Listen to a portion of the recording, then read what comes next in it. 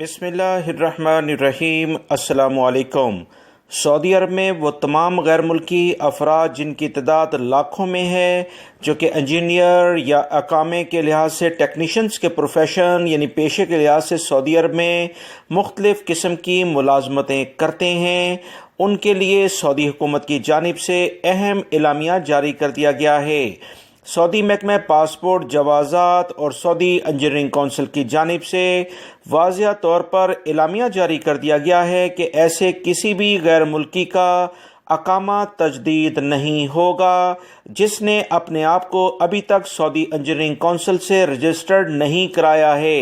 خبر کی مزید تفصیلات آپ تمام بھائیوں سے شیئر کی جاتی ہے، ویڈیو مکمل دیکھیے گا تاکہ اہم ترین معلومات بر وقت آپ کو مل سکیں۔ ویڈیو لائک کر کے شیئر بھی کیجیے گا۔ تفصیلات کچھ یہ ہیں کہ سعودی انجینئرنگ کونسل کے ترجمان صالح العمر نے کہا کہ کونسل تمام غیر ملکی انجینئرز اور ٹیکنیشنز پر رجسٹریشن کی پابندی عائد کیے ہوئے ہے۔ اقامے کا اجرا اور اس کی تجدید لازمی طور پر رجسٹرڈ ہونے کے بعد ہی کی جائے گی۔ سعودی عرب میں کسی بھی غیر ملکی فرد جو کہ انجینئرز یا ٹیکنیشنز کے پروفیشن پر کام کرتا ہے، اقامہ کسی صورت میں تجدید نہیں ہوگا، نہ نیا اقامہ اس کا بنے گا اگر وہ سعودی انجینئرنگ کونسل سے اپنے آپ کو رجسٹرڈ نہیں کرواتا۔ سعودی انجینئرنگ کونسل کے ترجمان نے واضح کہا کہ سعودی عرب میں جتنے بھی سعودی لڑکے اور لڑکیاں ہیں ان کی ڈگریاں 100% صحیح ہیں، انہیں باقاعدہ رجسٹرڈ کر کے تصدیق کر دی گئی ہے۔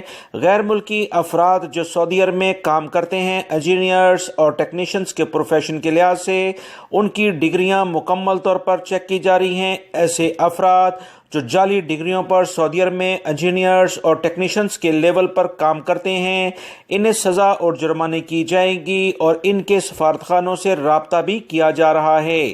کوئی بھی شخص جعلی ڈگری سعودی عرب میں جمع کرائے گا تو اسے سخت قوانین کا سامنا کرنا پڑے گا، جس پر بھاری سزائیں اور جرمانے سعودی حکومت نے پہلے ہی مختص کر دیے ہیں۔ مملکت میں سعودی انجینئرنگ کونسل کا پروفیشن ٹیسٹ پاس کرنے کے بعد ہی غیر ملکی انجینئر کا ورک پرمٹ اب جاری کیا جائے گا، ورنہ یہ پرمٹ اسے نہیں مل پائے گا اور وہ سعودی عرب سے جا سکتا ہے۔ ویڈیو لائک کر کے شیئر بھی کیجیے گا۔ السلام علیکم۔